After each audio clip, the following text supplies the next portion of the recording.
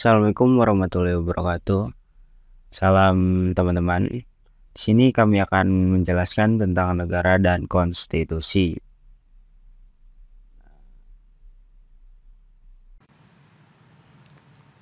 Yang beranggotakan saya sendiri Arya Nurholik dan Ardi Rezkiawan Permana, Ahmad Syarifuddin, Naufal Khairul Ibrahim, Rafael Trifinando, Yola Destiara, dan Yediza Amazia.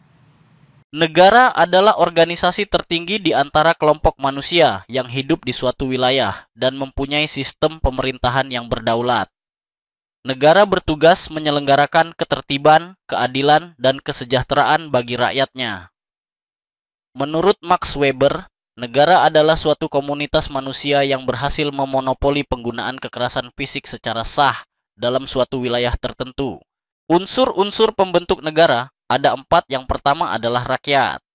Unsur utama yang menjadi bagian dari kehidupan bernegara, terdiri dari penduduk dan bukan penduduk. Lalu wilayah, meliputi daratan, lautan, dan udara di atasnya. Wilayah negara harus memiliki batas yang jelas dan diakui oleh negara lain. Pemerintahan yang berdaulat, yakni yang memiliki kedaulatan baik ke dalam, mengatur rakyatnya, maupun keluar atau dihormati negara lain. Pengakuan internasional adalah pengakuan dari negara lain atas eksistensi dan kedaulatan negara yang baru berdiri. Sifat-sifat negara ada 3. Yang pertama, memaksa. Negara memiliki hak untuk memaksakan hukum melalui aparatnya. Lalu monopoli. Negara memiliki hak tunggal untuk menggunakan kekuatan secara legal. Dan yang terakhir, mencakup semua. Berlaku bagi semua warga negara tanpa kecuali. Nah, negara juga memiliki tujuan dan fungsi yang tercantum dalam pembukaan UUD Dasar 1945 alinea keempat. Melindungi segenap bangsa Indonesia, memajukan kesejahteraan umum, mencerdaskan kehidupan bangsa, ikut melaksanakan ketertiban dunia. Fungsi negara, menyediakan pelayanan publik, menjaga keamanan dan ketertiban, melindungi hak dan kebebasan individu, menjalankan hukum dan keadilan. Konstitusi adalah dasar atau landasan hukum tertinggi dalam suatu negara. Bisa berbentuk tertulis, undang-undang dasar, atau tidak tertulis, konvensi. Nilai-nilai konstitusi menurut Karl Lowenstein ada 3 nilai normatif, yaitu diterima secara penuh dan dilaksanakan sesuai isi konstitusi, lalu nominal, yakni berlaku secara hukum, tapi tidak dijalankan sepenuhnya.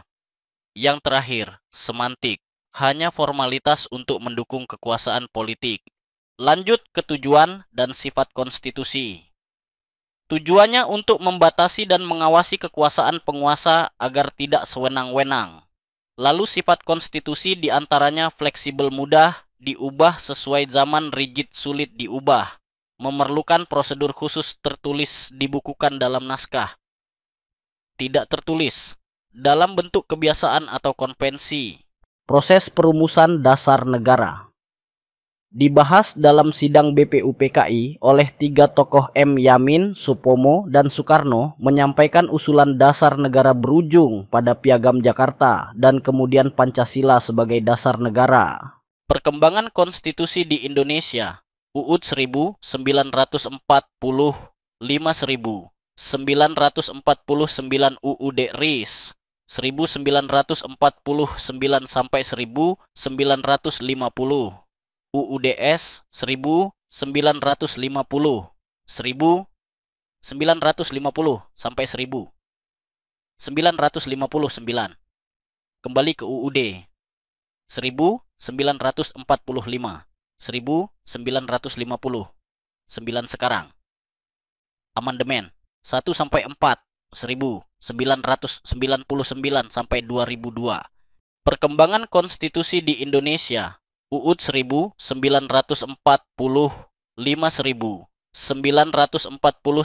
UUD RIS 1949 sampai 1950, UUDS 1950 950 sampai 1000. 959. Kembali ke UUD. 1945. 1950. 9 sekarang. Amandemen 1 sampai 4. 1999 sampai 2002. Ya, sekian dari kelompok kami. Bila ada yang ditanyakan, silakan ya. Kurang dan lebihnya mohon maaf. Wassalamualaikum warahmatullahi wabarakatuh.